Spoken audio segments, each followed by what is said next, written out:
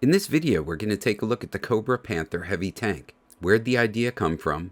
Look at the ref and design, and then go over some modeling, paint, and finish. A few months ago, I saw a really cool post online by Dustin Cordish. He'd set up a really cool Cobra base with some tanks that I didn't recognize, and they looked really good. And they went well with the HISS tanks. They seemed like a heavy version of the tank. And then I saw Bill M.A.R.S also posted a similar thing where he had this big, giant, almost like pyramid-looking tank that looked like some kind of heavy Cobra tank.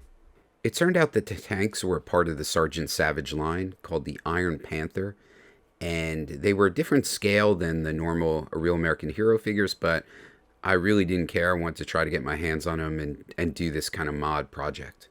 It turned out that a complete one was a little expensive, and I'm pretty cheap when it comes to this stuff, so I found one missing the main gun and some other parts, but mainly intact.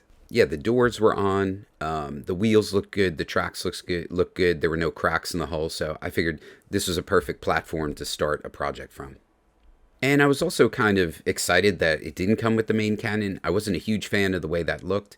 And it also turned out that that was lifted off of a Transformer figure, a Megatron figure. So this was the chance to kind of invent my own kind of cannon or something for it.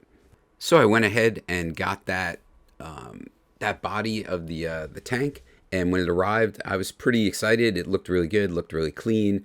I knew I could clean it up. I was struck by how much it looked like a stealth fighter. There were a lot of those little kind of triangular shapes in the hull, as if it was kind of like trying to use some kind of stealth technology. It also reminded me of sort of like a German tank, a Hetzer, like a turretless tank where the main gun is just kind of stuck into the body of the turret, and it has that kind of pyramidal feel. Although this toy, actually, the turret does spin. To replace the turret, I decided I wanted to kind of give it a high-tech kind of feel, so maybe giving it some kind of cool remote sensors, something like some of the add-ons you see on a modern kind of military vehicle.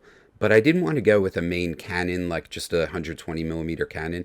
I thought like a railgun or rail cannon could be really cool, so kind of looked at some ref of that, and I noticed like all these repetitious like pieces in it, like magnets repeated or like screws repeating, and I thought that would be a neat visual cue to kind of like show that it was a railgun, and so like have a lot of repetitive screws or the magnets. And looking at this ref, you can see how it kind of reminded me of like an alligator, so I thought that would give it an aggressive kind of feel. Maybe we could call it the alligator, I don't know. So with all of that in mind, I got to sketching. I love to like take a photograph and then like sketch right over it. So I thought about that kind of repetitive nature, the two kind of rails separated, that sort of alligator feel, like all those teeth, and how that could look kind of neat, and kind of giving it an aggressive feel, like an alligator, like a predator or something, almost like this mouth, this maw shooting at the enemy. And then those sensors kind of around the cannon itself could be kind of cool little pieces. The next step was going in and 3D modeling, so I brought in some refs so I would be able to try to match up the angles of the different hull pieces and that it would line up correctly. I tried to, reference the sketch, make sure I got everything that was important, those two rails, the kind of extended barrel, and then those repetitive screws. Presumably there's a tremendous amount of force being put on the projectile created by the magnets, so you need all these bolts and screws to hold things together so it doesn't rip itself apart when it generates its projectile going forward. And then getting all the sensors on there, the teeth, so it kind of almost seemed like some kind of cycloptic alligator aggressive predator. And then thinking about it, how it looks from the front and the back. And then we get to the exciting part. We start to actually 3D print it. This is really fun because you start to see what you've created coming out of the resin and out of the vat, and soon you'll be able to put it onto the toy.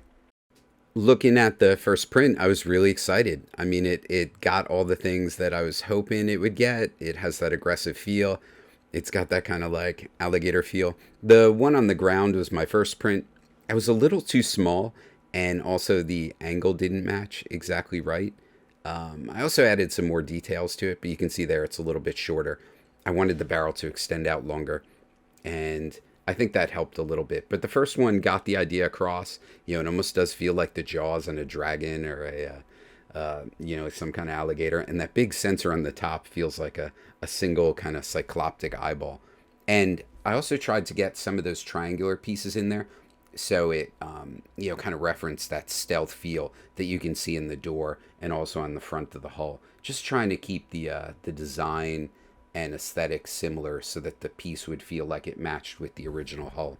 With the main cannon replaced, all the pieces were ready to go, so it was just cleaning up the hull. Getting the stickers off was a little bit of a pain. I'm not sure if they use some kind of special sticky stickers, but used some Goo Gone and just soaked it and got those off, and the hull cleaned up really nice. No scratches or anything really bad there. Then just grabbing some stickers off another HISS tank, painting the cannon, gluing it in place, and it was pretty much done. So I really think this adds a whole new dimension to Cobra's armored divisions. I think that the HISS tank is a great vehicle, but it's definitely lightweight. It looks like it's fast and relies on its speed. This thing is a heavy tank. I love that this is called the Panther because I imagine this like a panther or a king tiger going up against Shermans. I could see 2 or 3 Maulers or Mobats just shooting shells at this thing, and they're bouncing off the hull, and it's just getting its railgun fired up and just blasting those guys back. This really gives Cobra a way to go head to head with the Joe's real heavy main battle tanks. And I think this brings up some of the 80s kind of tech into the modern day or even the future. The idea that M.A.R.S. Industries has created this railgun, it's beaten the Joes to kind of the new technology, where Cobra always had the kind of newer tech and the more high tech stuff. And so I think that's like a really neat twist to it too. Like maybe this breaks down a lot, or it's not totally reliable. And Cobra Commander's always getting on Destro about that. I'm really excited how this came out. I'm excited to have this new tank in my Cobra arsenal. Thanks to Dustin and Bill again for inspiring this project. I hope you enjoyed the video. Hope you'll check out some of our other videos. And yo, Joe.